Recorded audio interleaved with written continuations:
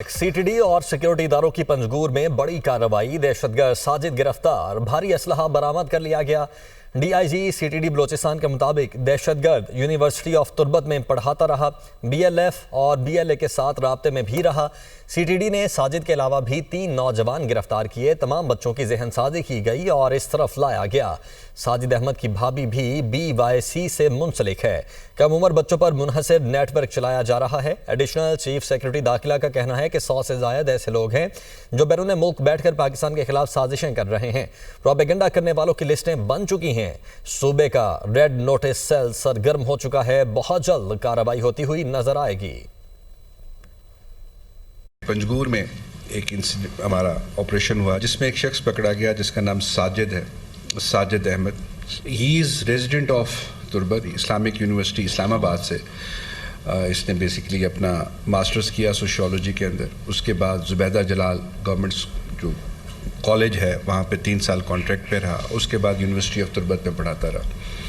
When he was اپریہینڈیڈ تو اس سے جو چیزیں اس کے ساتھ گاڑی میں ریکور ہوئیں اس میں آر پی جی اور اس کے ساتھ 5 راکٹس ہیں۔ He has been involved with B L F اور بی ایل اے کے ساتھ یہ رہا، اور ان کا جو شہری نیٹ ورک ہے اس کو مزید یہ کرتا رہا، اور ان کی جو اپنی رشتہ دار ہیں، بھابھی ہیں، she has also been part of B Y C. اس کے تھرو پھر بہت سارے بچے، بہت سارے اسٹوڈنٹس، بہت سارے انوسنٹ مائنڈز جن کو ہم کہیں، جن کا بیسکلی ابھی تک اتنی سینس نہیں ہوتی کہ ہم نے کیا کرنا، ان کو ریکروٹ کر کے فرسٹ بی وائی سی بساک میں اس طریقے سے لے کر آنا، ان کو ان کی برین واشنگ کرنا، اور اس کے بعد ان کو پھر تنظیم میں پراپرلی انڈکٹ کرنا۔ 100 کے قریب جو ہیں وہ ہماری لا انفورسمنٹ ایجنسیز کے لوگ ہیں جو اس اسکمشز اور وارز میں اور اٹیکس میں جو ہیں وہ شہید ہوئے ہیں۔ ہماری انٹیلیجنس ایجنسیز نے اور قانون نافذ کرنے والے اداروں نے ایک بہت بڑا آپریشن کیا، اور اس آپریشن کے اندر انہوں نے ایک ٹیررسٹ کو پکڑا۔ یہ ہمارا ریڈ نوٹس سیل جو ہے وہ ایکٹیویٹ ہو چکا ہوا ہے، جس میں پروسیکیوٹر جنرل بھی ہیں، سی ٹی ڈی والے بھی ہیں، ہوم ڈپارٹمنٹ بھی ہے۔ ریڈ نوٹس سیل نے لسٹس بھی بنوا لی ہیں۔ 100 سے زیادہ ایسے لوگ ہیں جو پاکستان سے باہر بیٹھ کے پاکستان کے خلاف سازشیں بھی کر رہے ہیں، پاکستان میں ٹیررسٹ ایکٹیویٹیز کو پروموٹ کر رہے ہیں، اسپانسر کر رہے ہیں، لابی کر رہے ہیں، پروپیگنڈا کر رہے ہیں۔ ان کی لسٹیں بن چکی ہوئی ہیں۔ پاک فضائیہ کے سربراہ air chief marshal Zaheer Ahmed Babar Sidhu کے دورہ سعودی عرب میں دفاعی تعاون کے فروغ پر اہم پیش رفت ہوئی۔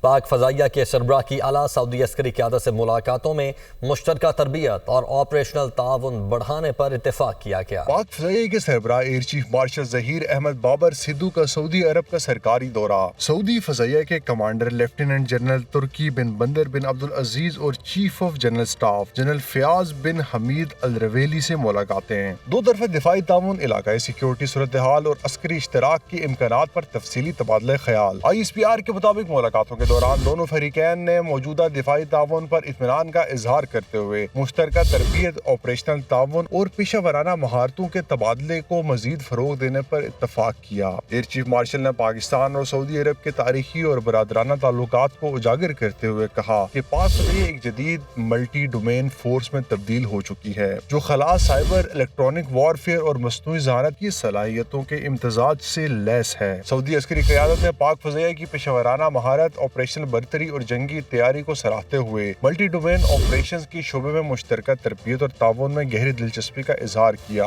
سعودی قیادت نے خطے میں امن و استحکام کے فروغ کے لیے پاکستان کے مثبت اور تعمیری کردار کو بھی سراہا۔ اس سے قبل سعودی عرب آمد پر ایئر چیف مارشل کو شاہی سعودی فضائیہ کے چاق و چوبند دستے نے گارڈ آف آنر پیش کیا۔ آئی ایس پی آر کا کہنا ہے کہ یہ دورہ پاکستان اور سعودی عرب کے مابین اسٹریٹجک شراکت داری کو مزید مضبوط بنانے کا عکاس ہے۔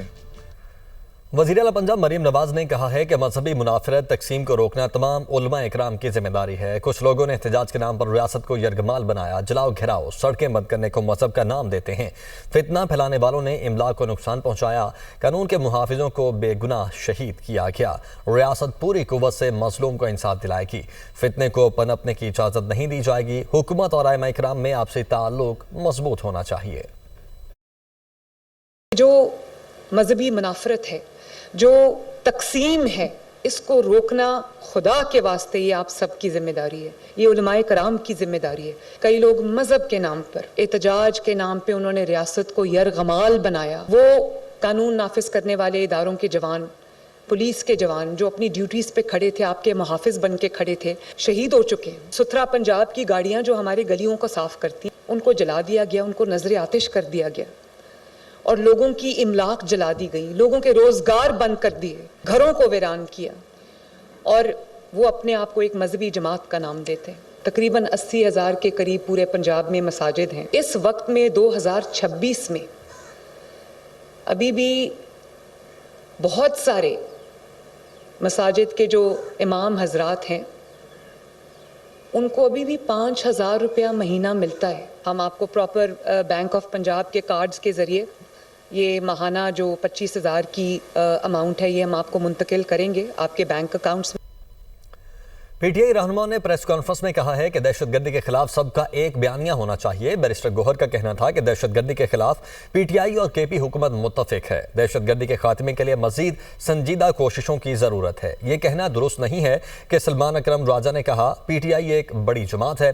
पीटीआई अवाम और इदारों के दरमियान खलीज को ख़त्म कर सकती है। हम एक कौमी पॉलिसी बनाना चाहते हैं जो अगले 5 से 10 साल चले।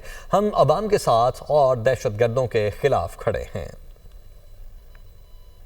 कि पाकिस्तान तहरीक इंसाफ का मौक़िफ़ हमेशा से ये रहा है कि दहशतगर्दी एक नासूर है, इसको हर हाल में जड़ से उखाड़ना एक कौमी फरीज़ा है।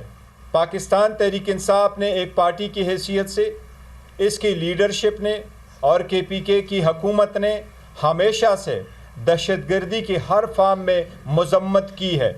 ये कहना कि पाकिस्तान तहरीक इंसाफ या इसकी पार्टी हुकूमत KPK में ताउन नहीं कर रही, ये नामुनासिब और हकीकत के बरअक्स बात है। सूबा खैबर पख्तूनख्वा की आवाम और इदारों के दरमियान खलीज बिल्कुल जहर कातिल है, ये नहीं होनी चाहिए। PTI इस वक्त वो बड़ी जमात है, वो आवाम की आवाज़ है जो इस खलीज को पार्ट कर सकती है, इस खलीज को ख़त्म कर सकती है। पॉलिसियाँ कौमें बनाती हैं, तो हम एक कौमी पॉलिसी बनाना चाहते हैं जो आइंदा 5 साल 10 साल चले। हम तमाम जितने भी स्टेक होल्डर्स हैं, हम अपने सूबे में अमन चाहते हैं। हम हर सूरत में दहशतगर्दी का खात्मा चाहते हैं और दहशतगर्दी के खात्मे के लिए हम समझते हैं, जिसमें एक बिल्कुल वाज़ेह तौर पर बात की गई है कि तमाम पॉलिसी में वफाकी हुकूमत सूबाई असम्बली को एतमाद, सूबाई हुकूमत नहीं, सूबाई असम्बली को एतमाद में लेकर फैसले करें। पंजाब हुकूमत ने 60 अरब से ज़ायद गैर मुल्की कर्ज लेने की मंजूरी दे दी है। पंजाब हुकूमत एशियाई तरक्याती बैंक से $200 मिलियन का कर्ज लेगी। हसन रजा ब्यूरो चीफ लाहौर हमारे साथ मौजूद हैं। हसन, बताइएगा ये कर्ज कितनी मुद्दत के लिए लिया जाएगा और किस मद में खर्च होगा?